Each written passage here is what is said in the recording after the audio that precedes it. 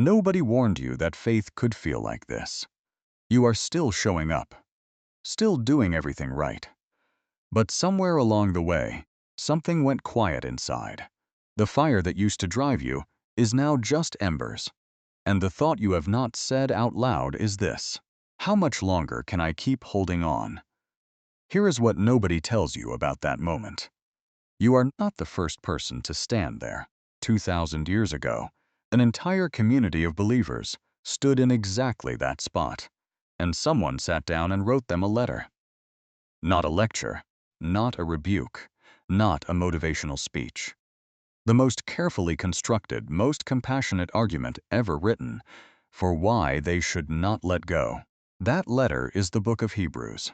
And before this video is over, I am going to show you one image inside this letter that will change how you see everything. Stay with me. Before we get into what Hebrews says, we need to understand who it was written to, because this letter does not exist in a vacuum. It was written to specific people under specific pressure in a specific crisis. And when you understand that crisis, every single argument the author makes becomes personal. These were Jewish Christians living in the 1st century. People who had grown up inside Judaism their entire lives. They knew the Torah from the time they were children. They had been shaped by the temple, the priesthood, the sacrificial system, the festivals. All of it was not just religion to them. It was identity, community, and the entire framework for knowing God. And then they encountered Jesus. They believed, they were changed, and they joined this new movement called the Church. But now, the world around them was turning hostile. The letter appears to have been written in the 60s AD. This was a decade of rapidly increasing Roman pressure on Christians. And following Jesus was starting to cost real things. Not inconveniences, not uncomfortable conversations. Real things: jobs gone, reputations destroyed, property seized, friends imprisoned. Look at what the author writes in chapter 10, verses 32 through 34. He is not predicting their future. He is reminding them of their own past. They had endured public humiliation and persecution. They had stood beside friends being dragged to prison. They had joyfully accepted the confiscation of everything they owned. Joyfully, because back then the faith was electric. The conviction was strong, the hope was immediate, and the cost felt worth every single bit. But that was earlier days. Now in the present of this letter, the hope is not as fresh, the feeling is not as alive, and the cost has not gone down at all. If anything, it is climbing. And some of these people are quietly, privately, considering the exit. Here is what makes this so critical to understand. The exit they were considering was not abandoning God altogether. It was not walking away from religion and becoming something else. The exit was going back. Back to Judaism. Back to the temple, the priesthood, the sacrificial system. That system was legally protected under Roman law in a way Christianity was not. Going back would relieve the social pressure immediately. Going back would make life safer, more manageable, and easier to sustain. You can understand the logic completely. I started this journey because of Jesus, but the old way is still there. Maybe I can hold on to the spirit of what he stood for, without the cost of being publicly identified with him. And the author of Hebrews sits down and writes a letter. Not a scolding letter, not a shaming letter. A letter that builds the most thorough, most careful, most loving case possible for one single conclusion. Jesus is better, not just good, not one option among many options. Better than everything that came before him. Nobody knows for certain who wrote the book of Hebrews. The author never once names themselves anywhere in the letter. Paul has been suggested, and Barnabas, and Apollos, and Priscilla, the greatest biblical scholar of the 3rd century. Origen, read every argument available, and concluded with one sentence: only God knows who wrote this. What we do know is that whoever wrote it was one of the most gifted writers in the entire New Testament. Their Greek is the most polished, most literary, most rhetorically sophisticated in the whole Bible. And they knew the Hebrew Scriptures at a depth that is almost breathtaking to read.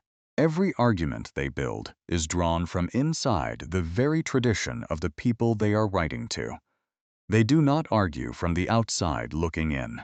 They walk in through the front door, and they use the furniture already in the room. And the single thesis the entire letter rests on is this: Jesus is better. Better than the angels who mediated the law. Better than Moses who embodied the law.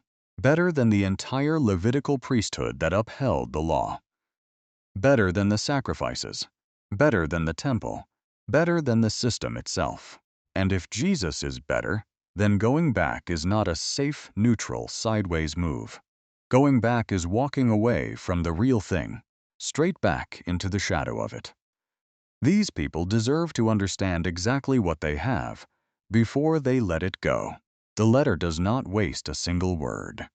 It opens in its very first sentence with one of the most majestic statements in all of Scripture. Hebrews chapter 1, verses 1 and 2.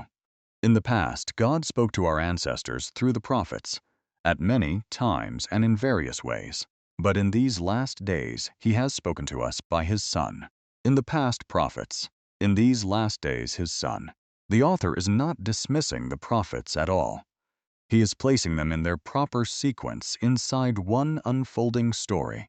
There was a word through Moses, a word through Isaiah, a word through Ezekiel. All of them true, all of them necessary, all of them part of the same long sentence God was speaking across centuries. But now the Son has spoken, and when the Son speaks, it is not one more voice added to a long line. It is the voice that the entire line was always building toward. Now, why does the author spend the next 2 chapters arguing that Jesus is greater than the angels? Why is that comparison even necessary? Because in first-century Judaism, angels were not background decoration. Angels were understood to be the intermediaries through whom the law itself was delivered. Acts chapter 7, verse 53. Galatians chapter 3, verse 19. The law came through angels, which meant angels carried the highest possible spiritual authority in the Jewish world. So the author says this plainly: Jesus is not an angel. He is the Son. He sits at the right hand of the Majesty on high. The angels do not receive worship. They give it, and they give it to Him. He is not in the same category as the angels at all. He is categorically, permanently, infinitely above them. And then in chapters 3 and 4, the author makes an even more striking claim. Jesus is greater than Moses. For a Jewish audience, this is not a small statement. Moses was not simply a great leader or a historical figure. Moses was the central pillar of Jewish identity itself. He was the one who spoke with God face to face. He was the one through whom the law came. He was the one who led the entire Exodus out of Egypt.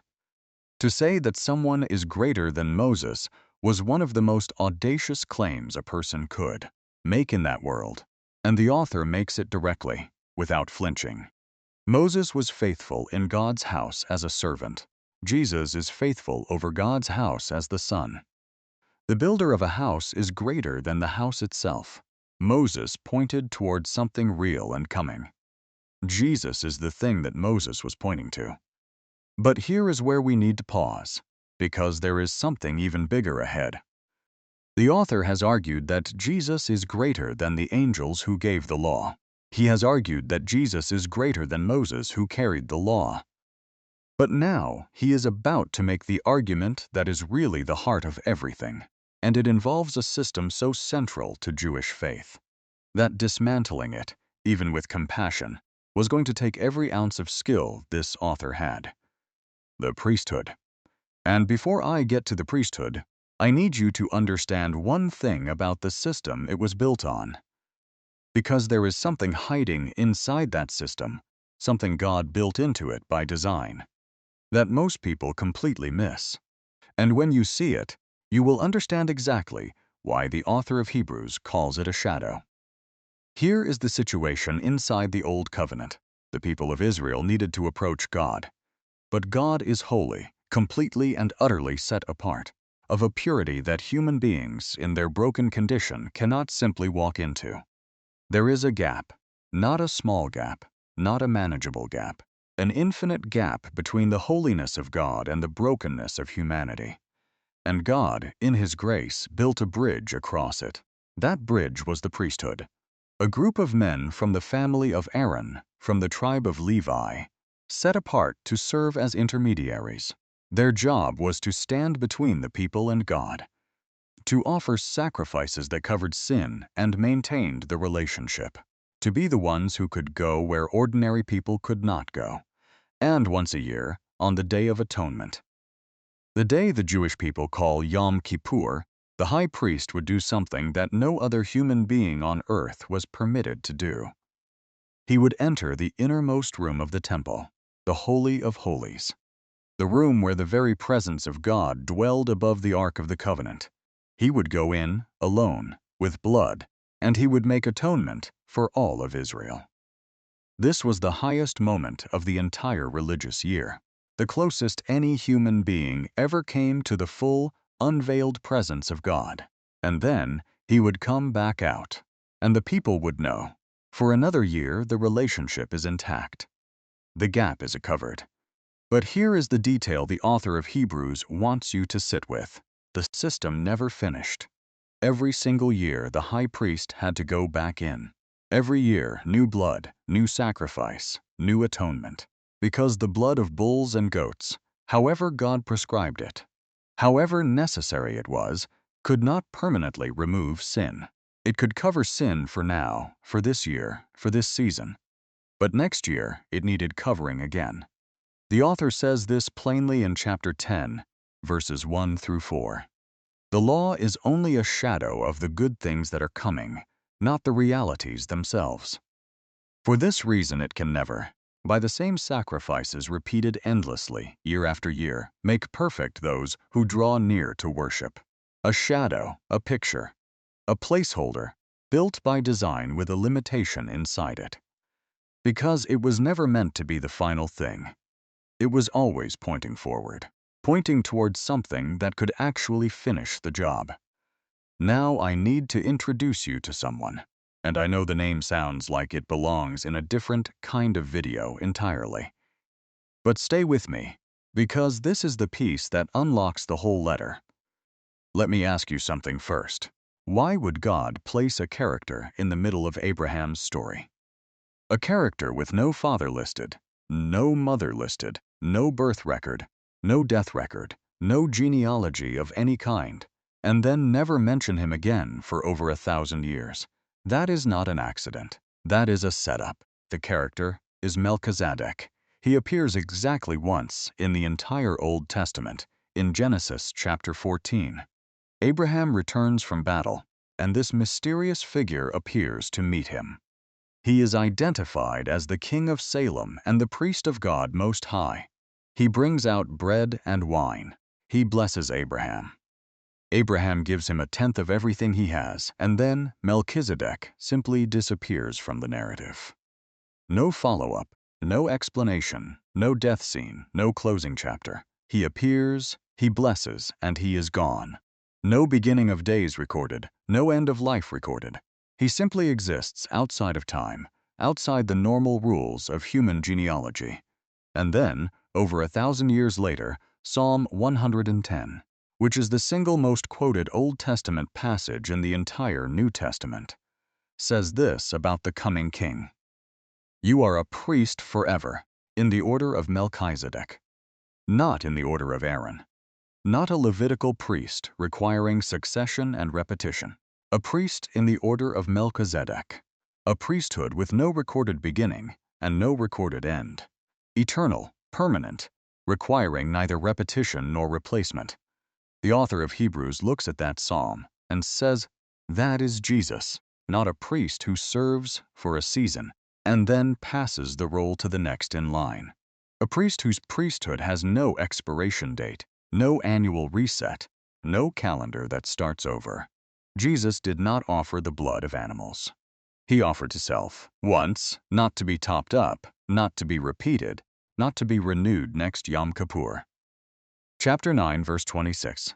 He has appeared once for all, at the culmination of the ages, to do away with sin by the sacrifice of himself. Once for all. Three words that collapse the entire Old Covenant sacrificial calendar into a single, finished, unrepeatable moment.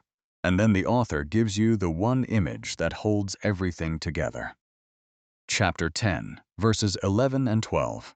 Day after day, every priest stands and performs his religious duties. Again and again, he offers the same sacrifices, which can never take away sins. But when this priest had offered for all time one sacrifice for sins, he sat down at the right hand of God. He sat down. Every Levitical priest who ever lived stood at his post. Not because standing was a posture of reverence, but because the work was never finished. There was always another sacrifice to prepare. There was always another year approaching, another Yom Kippur on the calendar, another gap that needed covering. They stood because the job was never done. Jesus sat down. You do not sit down because you need a rest before continuing. You do not sit down because there is a pause in the work. You sit down when the work is completely, finally, permanently finished. This is what the people reading Hebrews were considering walking away from. A priest who sat down, a sacrifice that needed no repetition, a gap that was permanently, irreversibly, once for all, closed. Think about what you would be trading away. Every high priest in Israel's history stood his entire ministry. Jesus finished his in one afternoon and has been seated ever since. The door to God is not cracked open, requiring annual maintenance to stay that way. It is open, permanently, because the one who opened it sat down. Now here is where the author makes the most personally tender argument in the entire letter. He could have stopped at the priesthood argument. Jesus is a better priest, permanent sacrifice. Finished once, the gap is closed forever. That alone is a compelling enough case to stay. But he goes further, because he knows these people are not just struggling with theology. They are struggling with exhaustion. They are struggling with the weight of holding on, when holding on costs everything. And so the author writes chapter 4, verses 15 and 16. For we do not have a high priest who is unable to feel sympathy for our weaknesses, but we have one who has been tempted in every way, just as we are, yet he did not sin. Let us then approach God's throne of grace with confidence, so that we may receive mercy and find grace to help us in our time of need. Do not read past those words too quickly. We do not have a high priest who is unable to feel sympathy for our weaknesses. The old high priest was a human being, which meant that before he could enter the Holy of Holies for the people, he had to first offer a sacrifice for himself. He was not above the problem he was mediating. He was part of it. But Jesus is different. He knows what your life feels like from the inside. He knows hunger and exhaustion and grief. He knows what it is like to be misunderstood by people who are supposed to be close to you. He knows what it is like to be rejected by people you came to help. He knows the weight of an impossible situation with no easy way through. He was tempted, the author says, in every way, just as we are. Not almost every way, not most ways, every way, and he did not give in. Which means he is not sitting at the throne of grace with impatience, waiting for you to have it together before he will see you. He is a high priest who has been in the exact terrain you are standing in right now. He knows what the ground feels like under your feet. He knows the weight you are carrying, because he carried weight too. And what he offers is not mercy once you have improved, not grace once you have earned your way back. Mercy and grace in your time of need, which is now, which is whatever brought you to this video today. So the author says, approach with confidence, not crawling, not a rehearsed speech about how sorry you are. Confidence, because the one you are approaching is not cold, not distant, not unmoved. He knows, he has been there, and he is not going anywhere. Now the author turns from argument to direct appeal. He has built the case carefully and completely. Jesus is greater than the angels who gave the law. Jesus is greater than Moses who carried the law. Jesus is a better priest, with a permanent sacrifice and an open door that never closes. The Old Covenant was a shadow, and the shadow has given way to the substance. And now, in chapter 10, verses 35 and 36, he says this: "So do not throw away your confidence. It will be richly rewarded. You need to persevere, so that when you have done the will of God, you will receive what He has promised. Do not throw away your confidence." The Greek word for throw away is apobalo. It means to hurl something aside, to discard it with force, like something you have decided is no longer worth keeping, and the author can see it happening in slow motion. The grip loosening, the hands opening, the quiet, private drift toward letting go. Do not throw it away. And then the author writes one of the most honest lines in the entire letter: "You need to persevere." Not, "This should be easy by now." Not, "A mature believer would not still be struggling like this." You need to persevere. Perseverance is a need. The author is not pretending this is painless.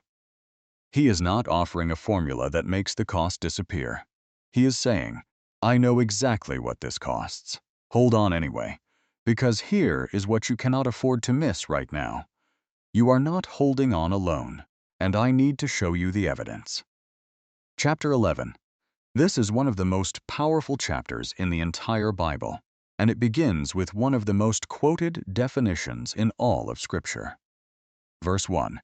"Now faith is the substance of things hoped for, the evidence of things not seen." Substance and evidence. Those are not spiritual feelings words. Those are legal words, forensic words. Substance in Greek is hypostasis. It means the title deed to a property, the legal documentation that establishes ownership. If you own a piece of land in Texas, you hold a title deed. You may not be standing on that land right now, but the paperwork is real. The ownership is real, and no one can take it from you. Faith is the title deed to what you are hoping for. You do not possess it fully in your hands yet, but you hold the legal claim to it. It is yours. The paperwork exists and it has been signed. Evidence in Greek is elenkos. It means a piece of legal proof, something that establishes a fact in a court of law. Faith is not wishful thinking dressed in religious language. It is a legitimate legal standing, a real possession of something not yet physically received. And then, beginning in verse 4, the author builds what has become known as the Hall of Faith. He lists them by name: Abel, Enoch, Noah, Abraham, Sarah, Isaac, Jacob, Joseph, Moses, Rahab, Gideon, Barak, Samson, Jephthah, David, Samuel, and the prophets. Name after name after name, every one of them living by the same title deed, every one of them holding the legal claim to a promise not yet fully arrived. But then the author does not stop at the inspiring ones. He goes further, verses 35 through 38. "There were others who were tortured, refusing to be released, so that they might gain an even better resurrection. Some faced jeers and flogging, and chains and imprisonment. They were put to death by stoning. They were sawn in two. They were killed by the sword. They went about in sheepskins and goatskins, destitute, persecuted, mistreated. The world was not worthy of them. Sawn in two, wandering in deserts, living in caves, owning nothing but the skin on their backs." And the author looks at them and says, "You have it completely backwards." They did not look like faith had won. They looked like faith had failed to deliver everything it promised. They looked like they had lost. But the world was not too big for them. The world was not large enough to contain them. And then verse 39, the pivot that changes everything. These were all commended for their faith. Yet none of them received what had been promised. None of them. They lived by faith. They suffered by faith. They died by faith. They held the title deed their entire lives, and the full promise had not arrived when they closed their eyes. And then verse 40. "Since God had planned something better for us, so that only together with us would they be made perfect. Every name in that list is still in the story. Abraham is in it, Moses is in it, David is in it. Every destitute, cave-dwelling, sheepskin-wearing person in that list is in it. And so are you. And so is every person who chooses to hold on today. They stayed in the story without ever seeing the ending. The people reading this letter, who were about to walk away, were standing in a line that stretched all the way back to Abel. To let go now, when every person in that list endured things far harder without letting go, would be to break the line. To step out of a story that has been building for thousands of years, right before the ending finally arrives. And then chapter 12. Verse 1, Therefore, since we are surrounded by such a great cloud of witnesses, let us throw off everything that hinders, and the sin that so easily entangles, and let us run with perseverance the race marked out for us. A great cloud of witnesses. The word witnesses here is martyron in Greek. It is exactly where we get the English word martyr. And in the ancient world, a witness was not simply a spectator sitting in the stands watching from a safe distance. A witness was someone who testified, someone who stood up in a court of law and said, I know this to be true, and my life is the proof. The cloud of witnesses surrounding you right now is not passively watching you from above. They are testifying to you. Abel's life says, it is worth it, even when it costs you everything. Noah's life says, keep building even when every person around you is laughing. Abraham's life says, go, even when you have no idea where you are going. The destitute, cave-dwelling, sheepskin-wearing ones say, the world's verdict on your life is not the final verdict. Every single name in chapter 11 is a piece of evidence submitted to the court, all of them surrounding you right now and saying the same thing. We held on. So can you. Have you ever felt like your faith was the only thing you had left? Have you ever stood in a place where nothing felt certain except the choice to keep going? That is exactly the moment this cloud was assembled for. Not for the easy days, for this one. But the author does not leave you looking at the cloud. He gives you something specific to lock your eyes onto. Not the witnesses, not your own willpower, not a feeling you are hoping to recapture. Verse 2. Fixing our eyes on Jesus, the pioneer and perfecter of faith. Pioneer, the one who enters territory nobody else has entered before him. The one who blazes the trail, who makes the path possible by walking it first. In the ancient world, a pioneer was the person who went into the unknown and came back with proof that it could be crossed.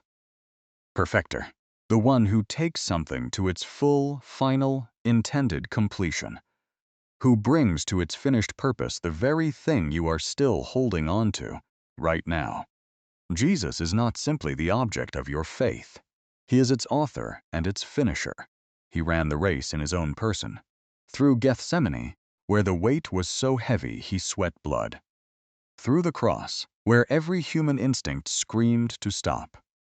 Through 3 days of silence, where it looked to every watching eye like faith had produced nothing. And then the resurrection.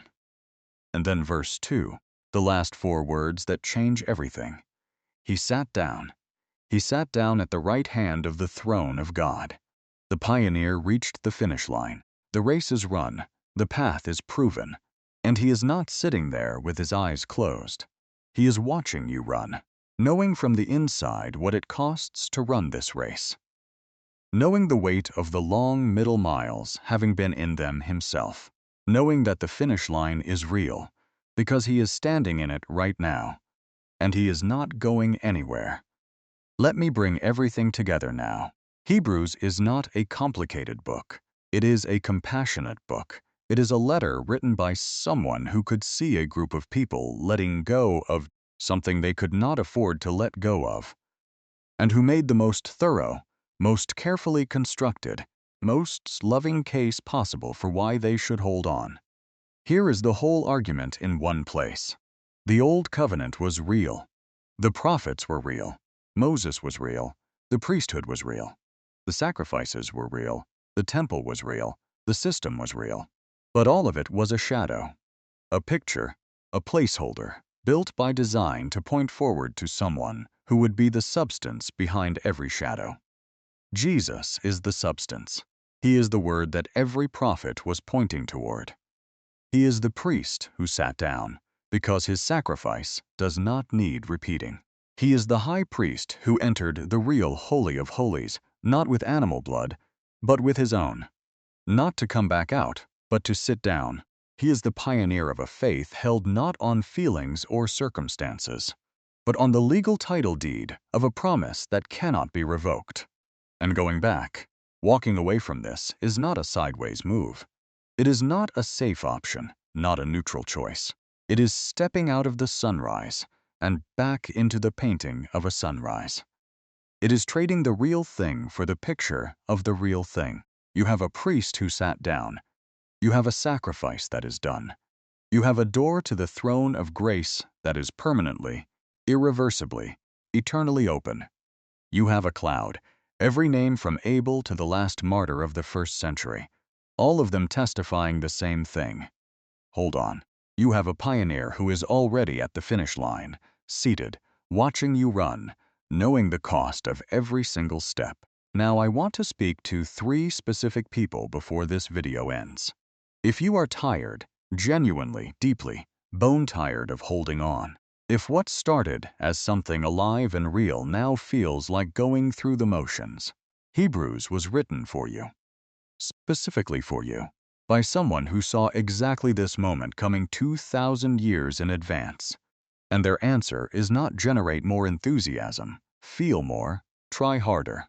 Their answer is look at what you actually have, not at how you feel today, at what is actually, objectively, permanently true. A finished sacrifice, a seated priest, an open door, a cloud, a pioneer. Hold on, if you are someone who has been drifting. Not a dramatic exit, just a slow, quiet movement away from the shore. A little further each month until one day you look up and everything familiar is barely visible. The author has a word for you too. Chapter 2, verse 1. We must pay the most careful attention, therefore, to what we have heard, so that we do not drift away. The answer to drift is not shame. It is an anchor. Hebrews chapter 6, verse 19. We have this hope as an anchor for the soul, firm and secure. The finished work of Jesus, the seated priest, the open door. This is an anchor, not one that removes the waves, one that holds you in them. And if you are watching this from completely outside the faith, curious, skeptical, unsure what any of this even means, I want you to know something about the God described in this letter. This is not a God who is hard to reach. This is not a God who requires you to clean up your life before you knock on the door. This is a God who went to extraordinary lengths, through a priest, through a sacrifice, through a son who sat down so the door would stay permanently open, so that any person who wants to come can come. Let us approach the throne of grace with confidence, so that we may receive mercy and find grace to help us in our time of need. That is an open invitation to every single person watching this right now. Before you go, I want to ask you one question. What is the one thing you have been quietly, privately considering letting go of? You do not have to name it out loud, but you know exactly what it is. Drop it in the comments below, even just one word, and let this community remind you that you are not standing there alone. If this video helped you today, please like it and subscribe. It puts this in front of people who are in exactly the situation Hebrews was written for. And if you know someone who is tired, who is quietly loosening their grip, who needs to hear that the door is still open, send them this video right now. You have a priest who sat down. The door is open. That has not changed since the moment he sat down. And it will not change based on how you feel today. Come.